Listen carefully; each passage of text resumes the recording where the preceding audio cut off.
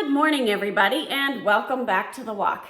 Today is Wednesday, December 18th, and here come the horses. We're talking about how these nations are going to rise against Tyre. I almost said Babylon and combined the two. And that they are going to be basically demolished because they were looking for that low-hanging fruit, and they said, you know what? Jerusalem's really weak. Let's go and take them. So because they said that, God brought these nations up against Tyre. And that brings us to 26 verse 10. His horses will be so many that their dust will cover you. Your walls will shake at the noise of the horsemen and wagons and chariots when he enters your gates as men enter a city that has been breached. With the hooves of his horses, he will trample all your streets. He will kill your people with the sword, and your mighty pillars will fall to the ground. They will plunder your riches and loot your merchandise. They will break down your walls and destroy your pleasant houses. Your stones and timber and soil they will cast into the midst of the waters. And I will stop the music of your songs, and the sound of your lyres shall be heard no more. I will make you a bare rock. You shall be a place for the spreading of nets. You shall never be rebuilt, for I am the Lord, I have spoken, declares the Lord. Now there's many pieces in here, okay? So let's talk about the approach of these horses. The approach of these horses is going to cause a few things. Dust is going to cover them. Their walls will shake at the noise of the horsemen and the wagons and the chariots. When he enters your gates as men enter a city that has been breached. With the hooves of the horses, he's going to trample all your streets. Okay, so that's three things that are going to happen as a result of the enormous number of horses and wagons that are coming in. And the number 3 points right to the Trinity. Then we get to verse 11. The hooves of his horses will, I already said that.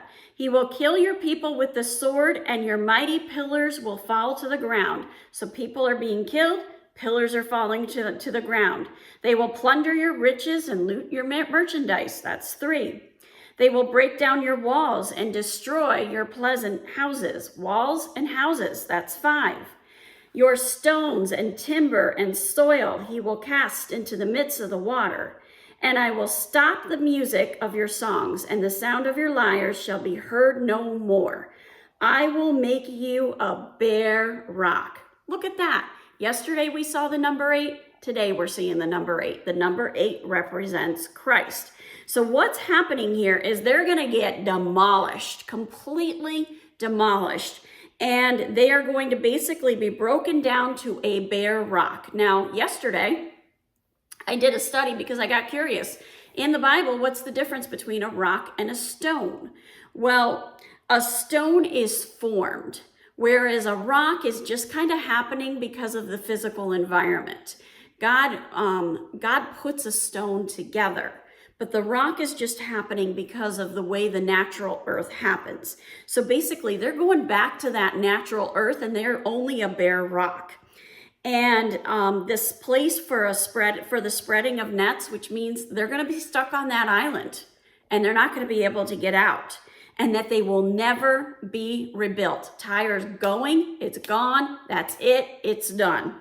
Verse 15, thus says the Lord God to Tyre, will not the coastlands shake at the sound of your fall when the wounded groan, when slaughter is in your midst? Okay, so that one kind of confused me. I had to look at that one a little more closely.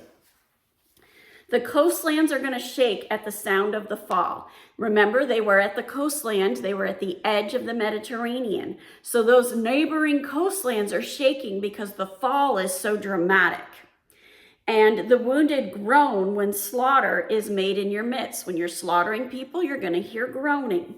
Then all the princes of the sea will step down from their thrones and remove their robes and strip off their embroidered garments. They will clothe themselves with trembling. They will sit on the ground and tremble every moment and be appalled at you. Why are these princes of the sea trembling? Well, these are those neighboring cities that are on the coast. They're right at the edge of the sea, and they're going, man, I hope they're not coming after us next. Well, one of the pieces of information that I found about these princes of the sea, those are the rulers of the islands and the countries that traded on the Mediterranean Sea. They controlled the trade routes along the eastern coast of the Mediterranean. So Tyre was a big center of commerce because it controlled those waters. It controlled the edge where the Mediterranean Sea met the coast, and it had this island, and it had access to all this fresh water. Well, now these neighboring communities are getting really nervous because that commerce could get shut down because now Tyre has completely fallen and come under another nation's control.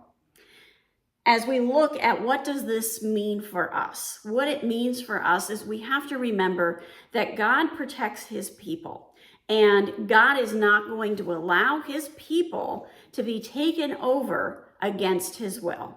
And that's what Tyre was looking to do. Have a wonderful day. God bless, and keep walking the walk.